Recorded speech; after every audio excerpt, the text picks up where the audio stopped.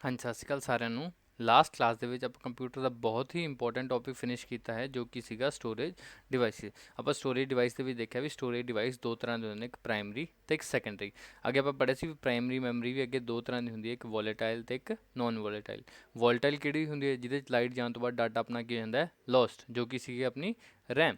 Naan volatile ਕੀ ਹੁੰਦੀ? ਜਿਹਦੇ 'ਚ ਲਾਈਟ ਜਾਣ ਤੋਂ ਬਾਅਦ ਵੀ ਆਪਣਾ ਡਾਟਾ ਲੋਸਟ ਨਹੀਂ ਹੁੰਦਾ, ਉਹ ਕਿਹੜੀ ਸੀਗੀ? ਰੋਮ। ਫਿਰ ਆਪਾਂ ਸੈਕੰਡਰੀ ਸਟੋਰੇਜ ਵੀ ਦੇਖਿਆ। ਸੈਕੰਡਰੀ ਸਟੋਰੇਜ ਆਪਣੀ ਦੋ ਤਰ੍ਹਾਂ ਦੀ ਹੁੰਦੀ ਹੈ, ਇੱਕ ਡਾਇਰੈਕਟ ਐਕਸਿਸ ਤੇ ਇੱਕ ਸੀਕੁਐਂਸ਼ੀਅਲ ਐਕਸਿਸ। ਫਿਰ ਆਪਾਂ ਫਰਦਰ ਟਾਈਪਸ ਆਫ ਮੈਮਰੀਆਂ ਪੜ੍ਹੀਆਂ ਸੀ ਨਾ, ਕੈਸ਼ੇ ਮੈਮਰੀ ਦੇਖੀ, ਵਰਚੁਅਲ ਮੈਮਰੀ ਦੇਖੀ, ਅੱਗੇ ਪਿੱਛੇ ਹਾਰਡ ਡਿਸਕ ਦੇਖਿਆ ਹੈ ਨਾ, ਟਾਈਪ ਫਲੈਸ਼ ਮੈਮਰੀ ਦੇਖੀ, ਅਲੱਗ ਅਲੱਗ ਆਪਾਂ ਮੈਮਰੀ ਪੜ੍ਹੀ ਸੀ ਨਾ।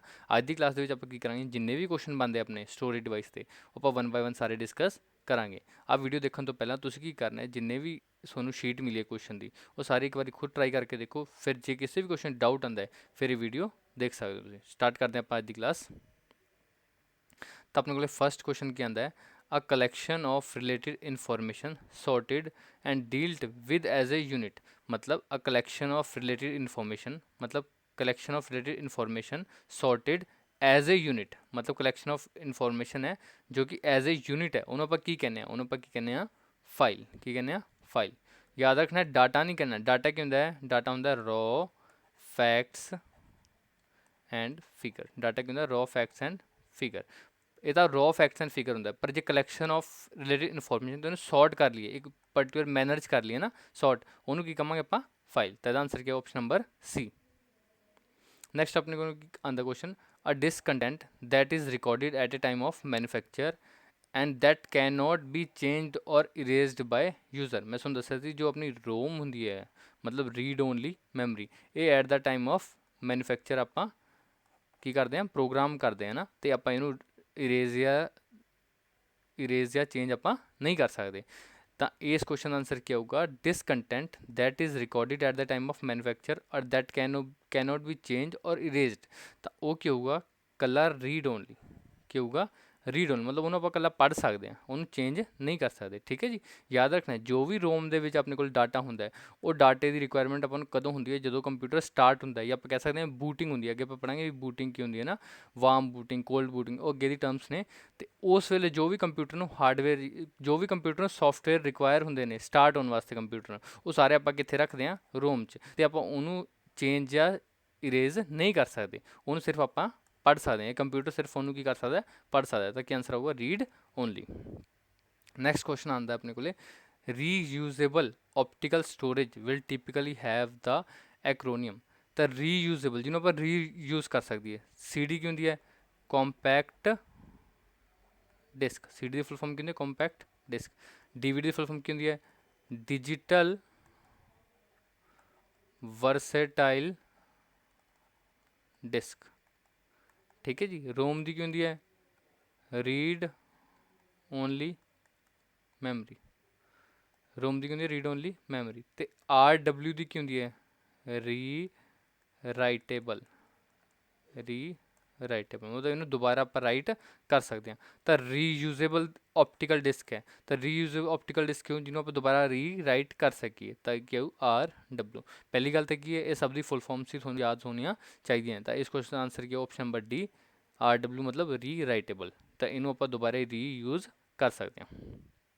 ਨੈਕਸਟ ਕੁਐਸਚਨ ਆਉਂਦਾ ਆਪਣੇ ਕੋਲ, what is the permanent memory built in your computer. ਤਾਂ ਉਹ ਪਰਮਾਨੈਂਟ ਮੈਮਰੀ ਕਿਹੜੀ ਹੈ ਜੋ ਆਪਣੇ ਕੰਪਿਊਟਰ ਦੇ ਵਿੱਚ ਹੁੰਦੀ ਹੈ ਨਾ? ਤਾਂ ਰੈਮ। ਇਹ ਕੀ ਹੁੰਦੀ ਹੈ?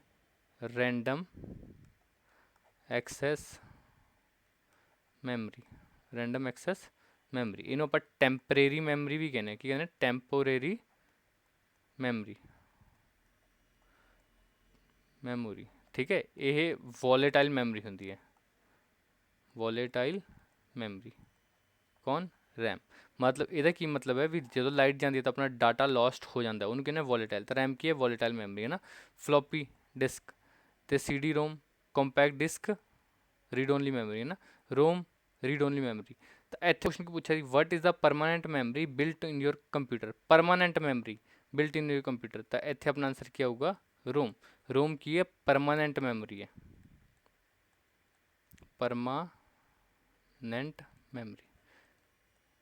ਕਿਉਂ ਪਰਮਾਨੈਂਟ ਮੈਮਰੀ ਹੈ? ਆਪਾਂ ਪੜ੍ਹਿਆ ਸੀ ਨਾ ਹੁਣ ਪਿੱਛੇ ਕੁਐਸਚਨ 'ਚ ਵੀ ਰੈਮ ਦਾ ਜੋ ਵੀ ਡਾਟਾ ਆਪਾਂ ਉਹਨੂੰ ਓਨਲੀ ਰੀਡ ਕਰ ਸਕਦੇ ਹਾਂ, ਉਹਨੂੰ ਇਰੇਜ਼ ਜਾਂ ਚੇਂਜ नहीं कर सकते, तब परमानेंट मैमरी की होगी अपनी रोम, क्योंकि रोम का डाटा ना आप चेंज कर सकते ना इरेज कर सकता। इस क्वेश्चन आंसर क्या होगा, डी ऑप्शन, कि रैम की है परमानेंट मेमरी।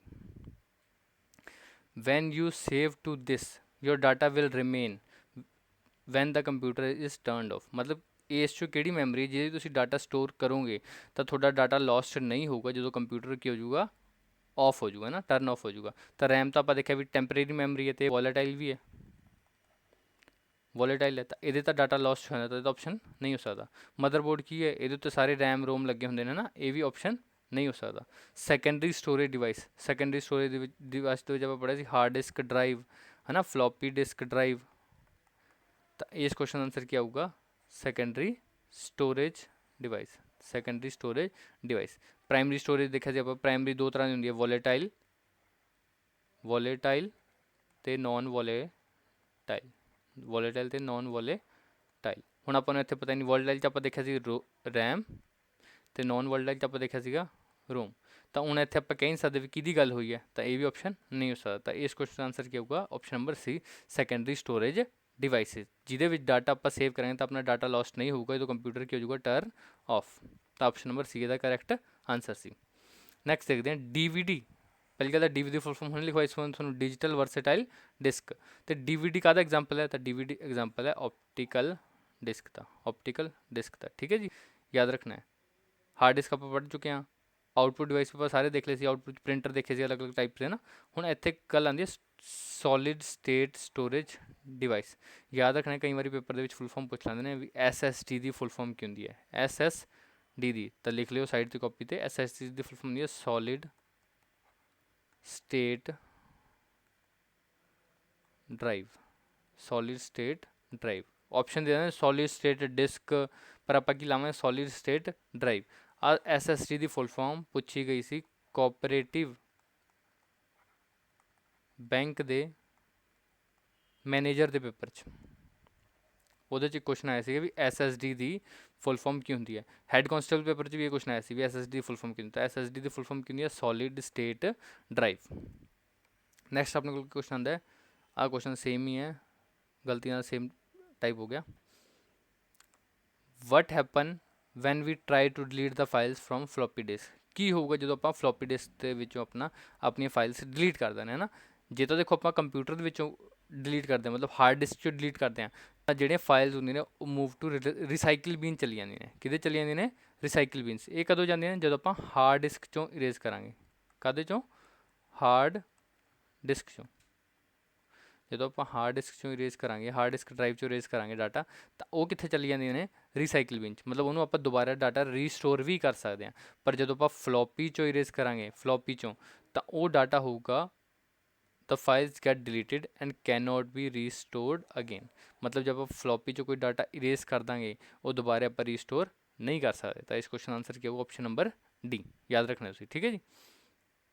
ਨੈਕਸਟ ਆਪਣੇ ਕੋਲ ਕੀ ਆਉਂਦਾ, ਔਨ ਏ CD ਰੀਰਾਈਟੇਬਲ। ਮੈਂ ਤੁਹਾਨੂੰ ਦੱਸਿਆ ਸੀ RW ਦਾ ਕੀ ਮਤਲਬ ਹੈ, CD ਮਤਲਬ ਕੰਪੈਕਟ ਡਿਸਕ, ਰੀਰਾਈਟੇਬਲ ਮਤਲਬ ਇਹਨੂੰ ਦੁਬਾਰਾ ਆਪਾਂ ਰੀਰਾਈਟ ਕਰ ਸਕਦੇ ਹਾਂ, ਹੈ ਨਾ। ਤਾਂ ਇਹਨੂੰ ਆਪਾਂ ਰੀਡ ਐਂਡ ਰਾਈਟ ਕਰ ਸਕਦੇ ਹਾਂ, ਇਕੱਲਾ ਰੀਡ ਕਰ ਸਕਦੇ ਹਾਂ, ਇਕੱਲਾ ਰਾਈਟ ਕਰ ਸਕਦੇ ਹਾਂ। ਪਰ ਆਪਾਂ ਇਹਨੂੰ ਰੀਡ ਵੀ ਕਰ ਸਕਦੇ ਹਾਂ, ਰਾਈਟ ਵੀ ਕਰ ਸਕਦੇ ਹਾਂ, ਰੀ ਰਾਈਟ ਵੀ ਕਰ ਸਕਦੇ ਹਾਂ। ਤਾਂ ਇਹਦਾ ਆਨਸਰ ਕੀ, ਆਪਸ਼ਨ ਨੰਬਰ ਡੀ। ਦੇਖੋ ਕੰਪਿਊਟਰ 'ਚ ਕੁਛ ਨਹੀਂ ਹੈਗਾ, ਸਿਰਫ ਆਪਾਂ ਨੂੰ ਫੈਕਟ ਕਲੀਅਰ ਹੋਣੇ ਚਾਹੀਦੇ ਵਾ ਨਾ, ਇਹਦਾ ਪ੍ਰੋਪਰ ਮਤਲਬ ਕੀ ਹੈ। ਤਾਂ ਫਿਰ ਪੇਪਰ 'ਚ ਚਾਹੇ ਕੋਈ ਵੀ ਕੁਐਸਚਨ ਆ ਜਾਏ, ਆਪਾਂ ਉਹਨੂੰ ਸੋਲਵ ਕਰ ਸਕਦੇ ਹਾਂ। ਤਾਂ ਆਨਸਰ ਆਉਣਾ ਸੀ ਆਪਸ਼ਨ ਨੰਬਰ ਡੀ, ਰੀ ਰਾਈਟ ਅਤੇ ਰੀ ਰਾਈਟ ਵੀ ਕਰ ਸਕਦੇ ਹਾਂ। ਨੈਕਸਟ ਕੁਐਸਚਨ ਆਉਂਦਾ, ਵਿਚ of the following is an example of hardware. जो हार्डवेयर की है, हार्डवेयर एग्जाम्पल नहीं है, not an example of hardware. Scanner आप देखा सी एक तरह का की होंगे इनपुट डिवाइस, हार्डवेयर ये भी है ना। प्रिंटर ये होंगे आउटपुट डिवाइस, ये भी आप देखा सी। आगे प्रिंट की कमांड पढ़िया सी, दो कंट्रोल प्लस P तो control plus shift plus F12, ये दोनों कादियाँ कमांड सी प्रिंट दियाँ। फिर आप एक प्रिंट प्रीव्यू दी कमांड देखी सी, प्रिंट प्रीव्यू दी, वो किहड़ी सीगी, कंट्रोल प्लस F2। ये सारिया कमांड्स थोनों याद होनी चाहिए, मैं दोबारा इस करके रिपीट की भी थोनों याद होनी चाहिए, ठीक है। मॉनिटर देखा जाए, मॉनिटर की जो स्क्रीन है उन्होंने आप डायगनली मेजर करते हैं। माउस, माउस की खोज किने की, डॉगलस एंगल बार्ट ने, ठीक है जी।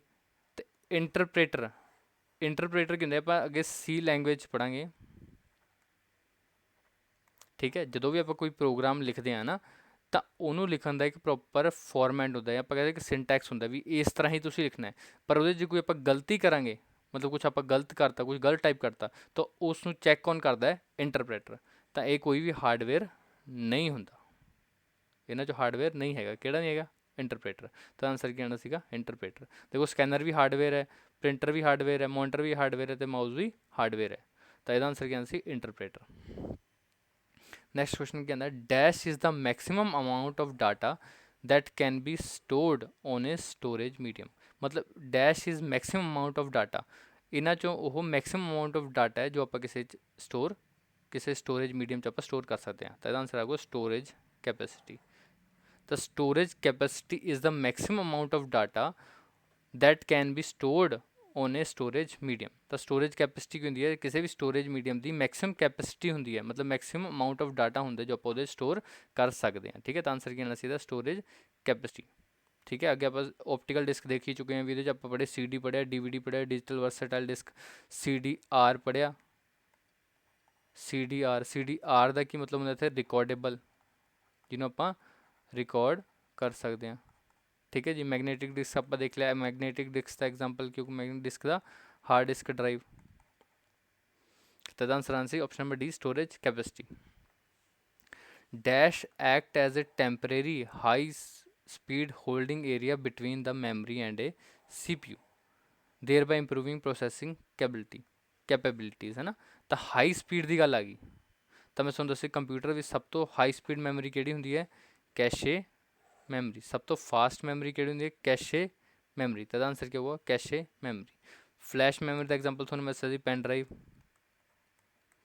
ਫਲੈਸ਼ ਮੈਮਰੀ ਦਾ ਐਗਜ਼ਾਮਪਲ ਕੀ ਹੈ? Pen drive. ਫਲੈਸ਼ ਮੈਮਰੀ ਜਾਂ ਉਹਨੂੰ ਇਲੈਕਟ੍ਰੀਕਲ ਡਿਵਾਈਸ ਵੀ ਕਹਿ ਸਕਦੇ ਹਾਂ, ਇਲੈਕਟ੍ਰਿਕ ਡਿਵਾਈਸ, ਉਹਦਾ ਐਗਜ਼ਾਮਪਲ ਕੀ ਹੈਗਾ? Pen drive. ਤਾਂ ਇਸ ਕੁਐਸਚਨ ਦਾ ਆਨਸਰ ਆਉਂਦਾ ਕੈਸ਼ੇ ਮੈਮਰੀ। ਜੋ ਕੈਸ਼ੇ ਮੈਮਰੀ ਹੁੰਦੀ ਹੈ, ਕੈਸ਼ੇ ਮੈਮਰੀ, ਉਹਦੇ 'ਚ ਕੀ ਲੱਗੇ ਹੁੰਦੇ ਨੇ? ਚਲ ਛੱਡੋ ਇਹ ਗੱਲ, ਬਸ ਯਾਦ ਰੱਖੋ ਇਸ ਕੁਐਸਚਨ ਦਾ ਆਨਸਰ ਕੀ ਹੋਊਗਾ? Cache memory. Which of the following memory chip is faster, ਇਹਨਾਂ ਸਭ ਤੋਂ ਫਾਸਟਰ ਮੈਮਰੀ ਚਿਪ ਕਿਹੜੀ ਹੈ ਨਾ। ਤਾਂ ਆਪਸ਼ਨ ਇੱਕ, ਦੇਰ ਇਜ਼ ਨੋ ਸਰਟਨਿਟੀ। ਤਾਂ ਤੁਹਾਨੂੰ ਮੈਂ ਦੱਸਿਆ ਸੀ ਇਹਨਾਂ ਸਭ ਤੋਂ ਫਾਸਟ ਕੀ ਹੈ? SRAM। SRAM ਦੀ ਫੁੱਲ ਫਾਰਮ ਕੀ ਹੈ? Static random access memory, static random access memory, ਠੀਕ ਹੈ ਜੀ। ਤੇ DRAM ਕੀ ਹੁੰਦੀ ਹੈ? ਡਾਇਨਾਮਿਕ, DRAM ਕੀ ਹੁੰਦੀ ਹੈ? Dynamic random access memory. ਤਾਂ ਮੈਂ ਤੁਹਾਨੂੰ ਦੱਸਿਆ ਜੋ ਆਪਣੇ ਕੰਪਿਊਟਰ ਦੇ ਵਿੱਚ ਲੱਗੀ ਹੁੰਦੀ ਹੈ ਉਹ ਕਿਹੜੀ ਲੱਗੀ ਹੁੰਦੀ ਹੈ? DRAM ਲੱਗੀ ਹੁੰਦੀ ਹੈ। ਆਪਣੇ ਕੰਪਿਊਟਰ ਦੇ ਵਿੱਚ ਕਿਹੜੀ ਮੈਮਰੀ ਲੱਗੀ ਹੁੰਦੀ ਹੈ? DRAM। ਇਹਨੂੰ ਆਪਾਂ ਰੀਫਰੈਸ਼ਿੰਗ ਮੈਮਰੀ ਵੀ ਕਹਿੰਦੇ ਹਾਂ। ਦੱਸਿਆ ਮੈਂ ਤੁਹਾਨੂੰ ਵੀ ਰਿਫਰੈਸ਼ਿੰਗ ਮੈਮਰੀ ਕਿਹਨੂੰ ਕਹਿੰਦੇ ਆ? ਤਾਂ ਯਾਦ ਰੱਖਣਾ ਰਿਫਰੈਸ਼ਿੰਗ ਮੈਮਰੀ ਕਿਹਨੂੰ ਕਹਿੰਦੇ ਆ? DRAM ਨੂੰ। ਤਾਂ ਸਭ ਤੋਂ ਫਾਸਟੈਸਟ ਕਿਹੜੀ ਹੁੰਦੀ ਹੈ? Static RAM. ਇਹ ਸਟੈਟਿਕ ਰੈਮ ਆਪਾਂ ਯੂਜ਼ ਕਿੱਥੇ ਕਰਦੇ ਹਾਂ? ਏਅਰ ਟ੍ਰੈਫਿਕ ਕੰਟਰੋਲ ਸਿਸਟਮ 'ਚ, ਏਅਰ ਟ੍ਰੈਫਿਕ ਕੰਟਰੋਲ ਸਿਸਟਮ 'ਚ। ਹੋਰ ਕਿੱਥੇ ਯੂਜ਼ ਕਰਦੇ ਹਾਂ? Bombay stock exchange, Bombay stock exchange. ਮਤਲਬ ਜਿੱਥੇ 1 ਸੈਕਿੰਡ ਨਾਲ, ਮਤਲਬ ਜੇ 1 ਸੈਕਿੰਡ ਦਾ ਵੀ ਆਪਾਂ ਉਹ ਕਰਤਾ, ਡਿਲੇ ਕਰਤਾ ਨਾ, ਉਹਦਾ ਬਹੁਤ ਜ਼ਿਆਦਾ ਮਤਲਬ ਆਪਾਂ ਕਹਿ ਸਕਦੇ ਹਾਂ ਲੋਸ ਹੋਣ ਦੇ ਚਾਂਸਿਸ ਨੇ, ਮਤਲਬ ਜਾਂ ਕਹਿ ਸਕਦੇ ਹਾਂ ਬਹੁਤ ਜ਼ਿਆਦਾ ਫਾਈਨੈਂਸ਼ੀਅਲ ਲੋਸ ਹੋ ਸਕਦਾ ਇੱਥੇ, ਜਾਂ ਇੱਥੇ ਕਿੰਨੇ ਐਕਸੀਡੈਂਟ ਹੋ ਸਕਦੇ ਨਾ। ਤਾਂ ਇੱਥੇ ਆਪਾਂ ਨੂੰ ਬਹੁਤ ਫਾਸਟੈਸਟ ਮੈਮਰੀ ਲੋਡ ਪੈਂਦੀ ਹੈ, ਤਾਂ ਉਹ ਕਿਹੜੀ ਹੋਊਗੀ? Static RAM. ਅਤੇ ਇੱਕ ਗੱਲ ਹੋਰ ਯਾਦ ਰੱਖਿਓ, ਸਟੈਟਿਕ ਰੈਮ ਦੇ ਵਿੱਚ ਕੀ ਲੱਗੇ ਹੁੰਦੇ ਨੇ? ਫਲਿਪ ਫਲੋਪਸ। ਕੀ ਲੱਗੇ ਹੁੰਦੇ ਨੇ? ਫਲਿਪ ਫਲੋਪਸ। ਅਤੇ ਜੇ ਪੁੱਛਿਆ DRAM ਦੇ ਵਿੱਚ ਕੀ ਲੱਗੇ ਹੁੰਦੇ ਨੇ, ਤਾਂ DRAM ਜਾਂ ਡਾਇਨਾਮਿਕ ਰੈਮ ਦੇ ਵਿੱਚ ਕੀ ਲੱਗੇ ਹੁੰਦੇ ਨੇ? ਇਹ 'ਚ ਲੱਗੇ ਹੁੰਦੇ ਨੇ ਕੈਪੈਸਿਟਰ ਲੱਗੇ ਹੁੰਦੇ ਨੇ, ਠੀਕ ਹੈ ਜੀ। ਯਾਦ ਰੱਖਣਾ DRAM 'ਚ ਕੀ ਲੱਗੇ ਹੁੰਦੇ? ਕੈਪੈਸਿਟਰ। ਅਤੇ ਸਟੈਟਿਕ ਰੈਮ 'ਚ ਕੀ ਲੱਗੇ ਹੁੰਦੇ ਨੇ? ਫਲਿਪ ਫਲੋਪਸ। ਇੱਥੇ ਕੀ ਗੱਲ ਯਾਦ ਹੋ ਰਹੀ? ਤੁਸੀਂ ਯਾਦ ਰੱਖੋ ਜੇ ਤੁਹਾਡੇ ਤੋਂ ਕਦੇ ਪੁੱਛਿਆ ਵੀ SDRAM ਦੀ ਫੁੱਲ ਫਾਰਮ ਕੀ ਹੁੰਦੀ ਹੈ? ਕਈ ਵਾਰੀ ਪੇਪਰ 'ਚ ਪੁੱਛ ਲੈਂਦੇ ਵੀ SDRAM। ਤਾਂ ਯਾਦ ਰੱਖਣਾ SDRAM ਦੀ ਫੁੱਲ ਫਾਰਮ ਕੀ ਹੁੰਦੀ ਹੈ? ਸਿੰਕਰੋਨਸ ਡਾਇਨਾਮਿਕ, ਅੱਗੇ ਰੈਂਡਮ ਐਕਸੈਸ ਮੈਮਰੀ, ਆ ਸੇਮ ਕੁਐਸਚਨ PSTCL ਦੇ ਪੇਪਰ 'ਚ ਆਇਆ ਸੀਗਾ। ਕਦੇ 'ਚ? PSTCL। ਅਤੇ ਉਹਨਾਂ ਨੇ ਕੁਐਸਚਨ ਪੁੱਛਿਆ ਸੀ SDRAM ਦੀ ਫੁੱਲ ਫਾਰਮ ਕੀ ਹੁੰਦੀ ਹੈ? ਯਾਦ ਰੱਖਣਾ ਜੇ ਇਕੱਲਾ SRAM ਪੁੱਛਿਆ, SRAM ਕਿਉਂ? Static random access memory. ਪਰ ਜੇ SDRAM ਪੁੱਛਿਆ ਤਾਂ ਯਾਦ ਰੱਖਣਾ ਸਿੰਕਰੋਨਸ डी रैम होंगी है, synchronous dynamic random access memory. उत्थे नहीं कहना स्टैटिक, जे कला एस रैम आया तो होंगी स्टैटिक रैंडम एक्सैस मैमरी, जे पूछे एस डी रैम क्यों नहीं तो होगी synchronous dynamic random access memory. Next question देखते हैं आप, तो इस क्वेश्चन आंसर आना C S RAM. Which of the following is the fastest, इन्हें फास्टेस्ट केड़ी है, तो मैं तुहानूं दस्सिया सब तो फास्टेस्ट केड़ी मैमरी है, कैशे मैमरी। तो आंसर क्या है जो option number D. Dash is a documents mean file is transferred from another computer to your computer, मतलब किसी होर कंप्यूटर तो अदर कंप्यूटर टू अपने कंप्यूटर च लियाउण नूं आपां की कहने, उन्होंने आपां की कहने डाउनलोडिंग, की कहने डाउनलोडिंग। पर जे हुंदा अपने कंप्यूटर तो किसी होर कंप्यूटर तक कोई चीज़ आप पहुँचानी होंगी, अपने कंप्यूटर तो किसी होर कंप्यूटर जो आप कोई फाइल ट्रांसफर करते हैं उन्होंने की कहने अपलोडिंग, उन्होंने की कहने अपलोडिंग। ठीक है, पर जे किसी होर कंप्यूटर तो अपने कंप्यूटर की गल आती है तो उन्होंने की कहने डाउनलोडिंग। तो आंसर की आना सीगा डाउनलोडिंग। ठीक है जी, तो एक file transfer from other computer to our computer, किसी होर कंप्यूटर तो अपने कंप्यूटर से डाउन मतलब फाइल आ रही है तो उन्होंने की डाउनलोडिंग। पर जे लिखा होंगे file is transferred from your computer to other computer तो उत्थे क्या आना सी अपलोडिंग। दोनों टर्म्स थोड़ी पता होनी चाहिए। तो आंसर की आना सी downloading correct answer. Which part of computer is use to calculating and comparing, मैं तुहानूं दस्सिया सी भी जो ALU होंदा है, ALU की होंदा arithmetic logic, arithmetic logical unit, arithmetic logical unit. तो ये जिन्हें अपने अर्थमैटिक कैलकुलेशन होंगे ने ना या कैलकुलेशन होंगे ने वो सारियां काहदे च होंदियां ने ALU च। तो आंसर क्या होगा ऑप्शन नंबर ए। एवं इत्थे कंट्रोल यूनिट है, ये कंट्रोल करता है सारे कंप्यूटर के फंक्शन करता है, controls the function of computer. ठीक है जी, एवं इत्थे लिखा हुआ है मॉडम, एक अपन नैटवर्क पढ़ांगे कंप्यूटर नैटवर्क। फिलहाल तुम याद रखना है मॉडम की फुल फॉर्म की होंगी है, तो मॉडम की फुल फॉर्म की होंगी है मॉड्यूलेटर डीमॉड्यूलेटर। ठीक है जी, मॉडम की फुल फॉर्म की होंगी है मॉड्यूलेटर डीमॉड्यूलेटर। ठीक है, ये आप आगे पढ़ांगे नैटवर्क, जो कंप्यूटर नैटवर्क पढ़ांगे तो वो आप फरदर डिटेल च पढ़ांगे। नैक्सट अपने को ई प्रोम, ई प्रोम की फुल फॉर्म पहली गल तो इरेजेबल प्रोग्रामेबल रोम, मतलब रीड ओनली मैमरी। मैं तुहानूं दस्सिया ई प्रोम दे विच की हुंदा है, ई प्रोम जे आपां डाटा इरेज करांगे तो ये पहली गल तो इरेज की हेल्प नाल होगा, UV रेज की हेल्प नाल, मतलब अल्ट्रावायलेट रेज के नाल। तो जिहड़ा भी डाटा विचों आपां इरेज करांगे तो सारा का सारा ही डाटा की होगा इरेज होगा। ये नहीं भी आपां आपदी मर्जी नाल कुछ डाटा इरेज नहीं कर सकते, जे इरेज करांगे तो सारा सारा डाटा ही की होगा इरेज। तो आपां की कहांगे ई प्रोम की हुंदा है, ਇਹਦੇ 'ਚ ਕੀ ਆ ਸਕਦਾ erasing the content of ROM, erase कर सकते हैं, फिर reconstruction the content of ROM, पर आप इनू इरेज भी कर सकते हैं तो रीकंस्ट्रक्ट भी कर सकते हैं कंटेंट ऑफ रोम। ई प्रोम का मतलब कि इरेज करके दोबारा भी इनू आप प्रोग्राम कर सकते हैं। तो आंसर कहने ऑप्शन नंबर सी। हुण आ रखा इत्थे डुप्लीकेटिंग ऑफ रोम, मैं तुहानूं दस्सिया सी रोम है ना, जब मैं तुहानूं दस्सिया भी रैम का जो डुप्लीकेट डाटा हुंदा है, रैम का डुप्लीकेट डाटा ये कितने स्टोर होंगे कैशे मैमरी। मैं तुहानूं दस्सिया जो रैम है, रैम दे विच जो भी डाटा स्टोर होंगे एक तरह चार्ज की फॉर्म स्टोर होंगे है ना, तो कुछ टाइम बाद रैम की होंगी अपनी वो डिस्चार्ज होने लग जाती है, तो वो करके अपना डाटा भी की होने लगता है लॉस होने लग जाता है। इसलिए आप करते हैं रिफ्रैश यूज़ करते हैं ना, तो रिफ्रैशिंग कि रिलेटिड सी डी रैम नाल रिलेटिड सी रिफ्रैशिंग। तो वो रैम की प्रॉब्लम कंपनसेट करने लिए आप करते हैं कैशे मैमरी यूज़ करते हैं, क्योंकि कैशे मैमरी सब तो फास्टैसट होंगी है। तो कैशे मैमरी लगी कित्थे होंगी है, ये लगी होंगी है CPU तो रैम के विचकार की लगी होंगी अपने को कैशे मैमरी, CPU तो रैम के विचकार अपनी कैशे मैमरी लगी होंगी। यह चीज़ तुसीं याद रखनी है। तो इत्थे की इत्थे क्वेश्चन आंसर क्या हो, ई प्रोम कद लिए यूज़ करते हैं erasing and reconstructing the data content of ROM. तो ऑप्शन नंबर सी अपना करेक्ट आंसर होगा। तो याद रखना रैम का डुप्लीकेट डाटा कितने स्टोर होंगे कैशे मैमरी दे विच।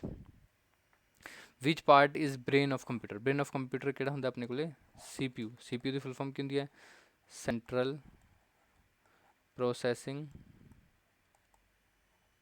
ਸਪੈਲਿੰਗ ਦੇਖ ਲਿਓ, ਸੈਂਟਰਲ ਪ੍ਰੋਸੈਸਿੰਗ ਯੂਨਿਟ। ਤਾਂ CPU ਦੀ ਫੁੱਲ ਫਾਰਮ ਕੀ ਹੁੰਦੀ ਹੈ? ਸੈਂਟਰਲ ਪ੍ਰੋਸੈਸਿੰਗ ਯੂਨਿਟ, ਜਿਹਨੂੰ ਆਪਾਂ ਬ੍ਰੇਨ ਆਫ ਕੰਪਿਊਟਰ ਵੀ ਕਹਿ ਦਿੰਦੇ ਹਾਂ। ਠੀਕ ਹੈ ਜੀ, ਤਾਂ ਯਾਦ ਰੱਖਣਾ ਦਾ ਆਨਸਰ ਕੀ ਆਉਣਾ ਸੀ? ਆਪਸ਼ਨ ਨੰਬਰ ਏ।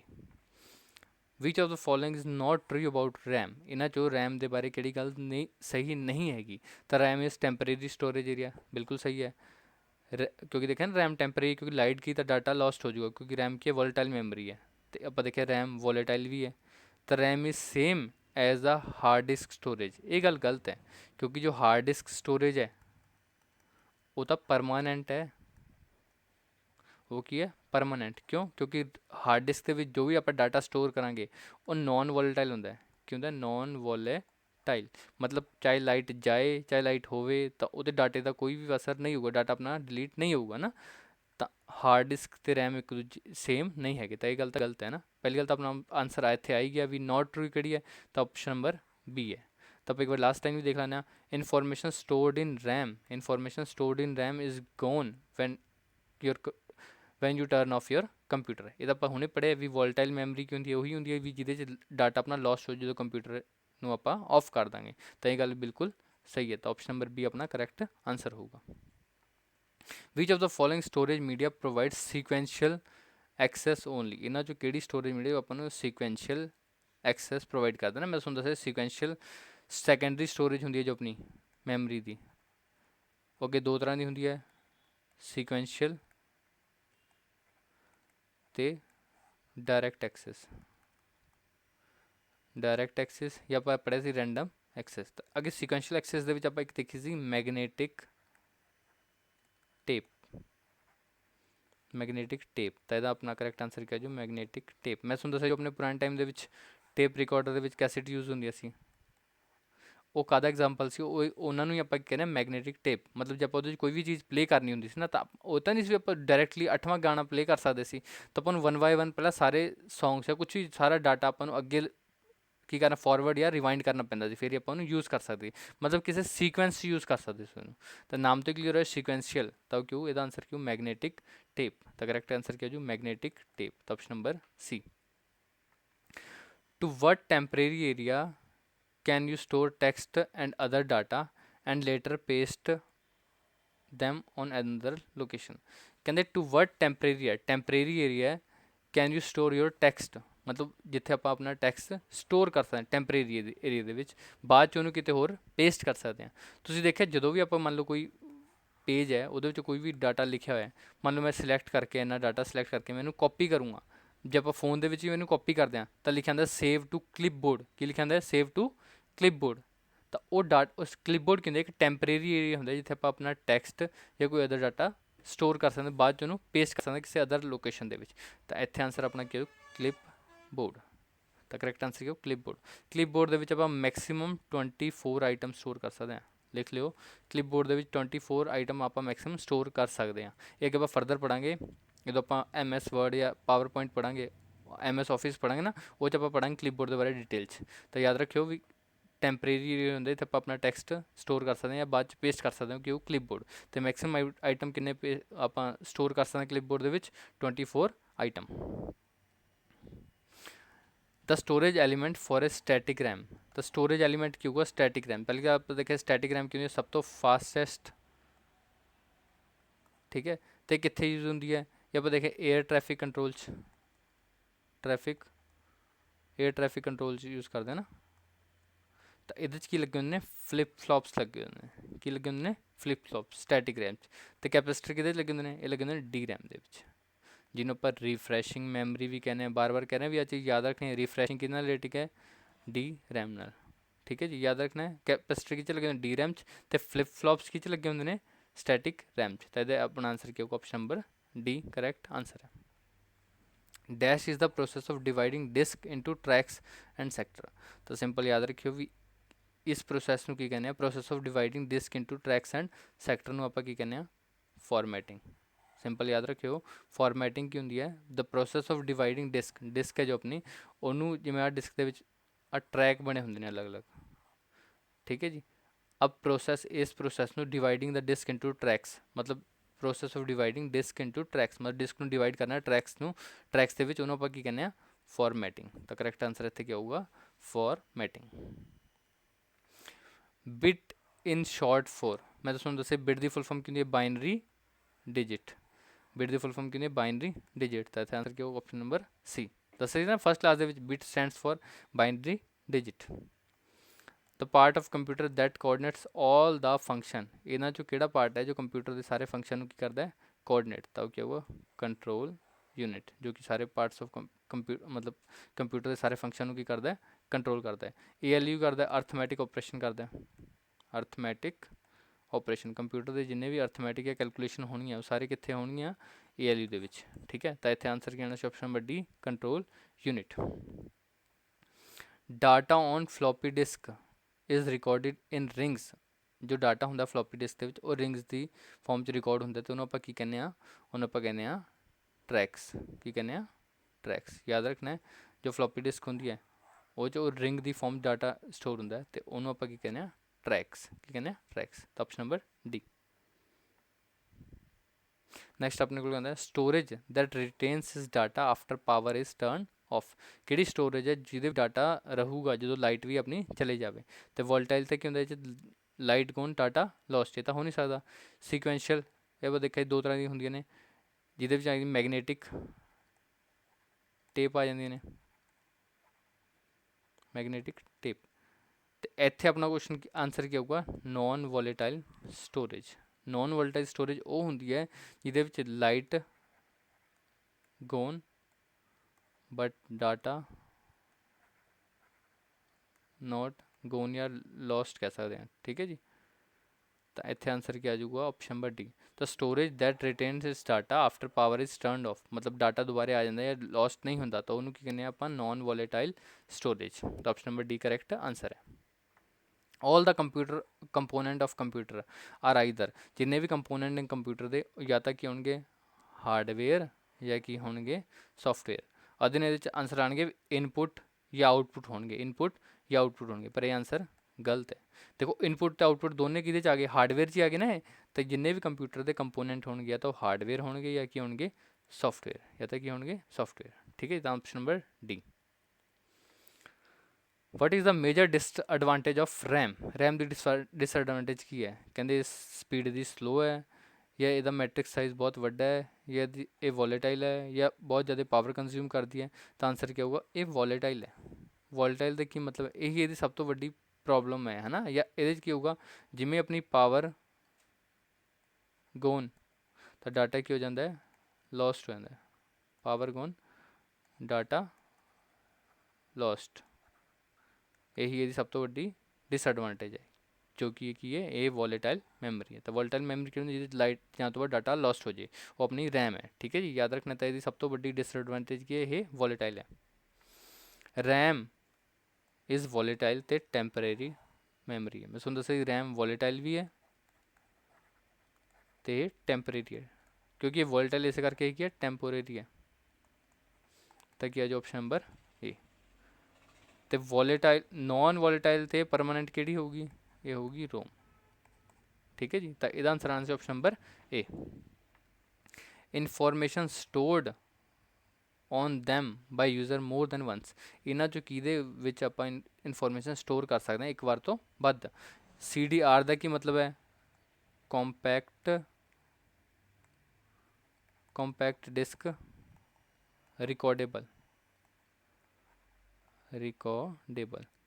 ਤੇ CDRW ਦਾ ਕੀ ਮਤਲਬ ਹੈ? Compact disc rewritable, compact disc rewritable. ਤਾਂ ਇਹਦੇ ਨਾਮ ਤੋਂ ਹੀ ਕਲੀਅਰ ਹੁੰਦਾ ਹੈ, information stored on them user, ਮਤਲਬ ਸਟੋਰਡ ਜਾਂ written on them by user more than once, ਮਤਲਬ ਇੱਕ ਵਾਰ ਤੋਂ ਬਾਅਦ ਆਪਾਂ ਲਿਖ ਸਕਦੇ ਹਾਂ ਕਿ ਇਹਦੇ CD ਰੀਰਾਈਟੇਬਲ, ਨਾਮ ਤੋਂ ਕਲੀਅਰ ਹੋਇਆ। ਰੀਰਾਈਟ ਮਤਲਬ ਦੁਬਾਰਾ ਆਪਾਂ ਰਾਈਟ ਕਰ ਸਕਦੇ ਹਾਂ। ਤਾਂ ਆਪਸ਼ਨ ਨੰਬਰ ਬੀ ਦਾ ਕੀ ਹੋ ਜਾਊਗਾ? ਕਰੈਕਟ ਆਂਸਰ ਹੋ ਜਾਊਗਾ ਨਾ।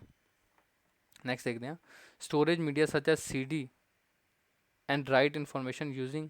ਸਟੋਰੇਜ ਮੀਡੀਆ ਸੱਚ ਐਜ਼ CD, ਜੋ ਸਟੋਰੇਜ ਮੀਡੀਆ ਸੱਚ ਐਜ਼ CD, ਇਹ ਰੀਡ ਐਂਡ ਰਾਈਟ ਇਨਫੋਰਮੇਸ਼ਨ, ਇਹ ਰੀਡ ਪੜ੍ਹਦੀ ਜਾਂ ਲਿਖਦੀ ਹੈ ਇਨਫੋਰਮੇਸ਼ਨ, ਕਿਹਦੀ ਹੈਲਪ ਨਾਲ ਲਿਖਦੀ ਹੈ?